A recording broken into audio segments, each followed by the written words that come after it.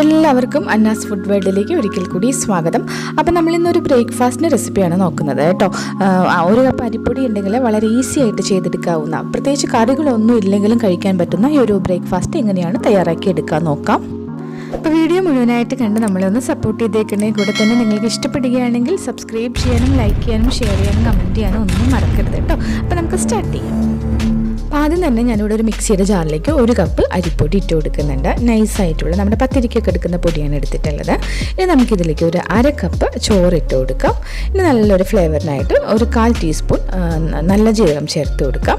ഇനി നമുക്കിതിലേക്ക് കുറച്ച് വെള്ളം ഒഴിച്ചിട്ട് നന്നായി തന്നെ അരച്ചെടുക്കാം. അപ്പോൾ നമ്മൾ അരച്ചെടുത്തതിനെ ഒരു ബൗളിലേക്ക് ഒഴിച്ചു കൊടുക്കുകയാണ്. അപ്പോൾ ഈ ഒരു മാവ് ഇച്ചിരി ലൂസായിട്ടിരിക്കുന്നതാണ് ഇതിൻ്റെ ഒരു ടേസ്റ്റ് കേട്ടോ. അപ്പോൾ നമുക്ക് ഇനി വെള്ളം ഒഴിച്ചു കൊടുക്കേണ്ടി വരും. ആദ്യം ഇതൊക്കെ നായിട്ടൊന്ന് മിക്സ് ചെയ്തെടുക്കുക. ഇനി കുറച്ച് കാര്യങ്ങൾ കൂടി ചേർത്ത് കൊടുക്കാനുണ്ട്.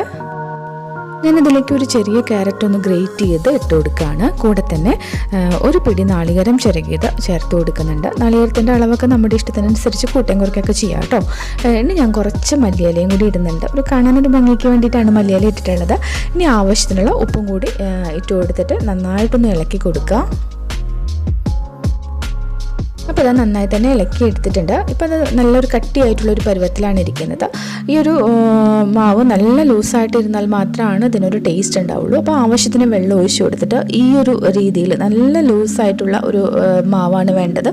ഈ ഒരു രീതിയിൽ നമുക്ക് ഇളക്കിയെടുക്കാം. ഇനി നമുക്കിതൊന്ന് ചുട്ടെടുക്കണം. അതിനായിട്ട് ഞാനിവിടെ ഒരു പാൻ ചൂടാവാൻ വെച്ചു. ഇതിലേക്ക് കുറച്ച് ഓയിലൊന്ന് തടവിയിട്ടുണ്ട്. ഇനി നമുക്ക് ഇതുപോലെ ഒരു തവി മാവ് ഇതുപോലെ ഒന്ന് കോരി ഒഴിച്ചു കൊടുക്കാം. എത്രത്തോളം മാവ് ലൂസായിരിക്കുന്നോ നല്ല ഈസി ആയിട്ട് നമുക്ക് ഒഴിച്ചു കൊടുക്കാനായിട്ടൊക്കെ പറ്റും. അപ്പോൾ ഇങ്ങനെ ഒന്ന് പരത്തി കൊടുത്താൽ മതി, എല്ലാ ഭാഗത്തേക്കും ആക്കി കൊടുത്താൽ മതി.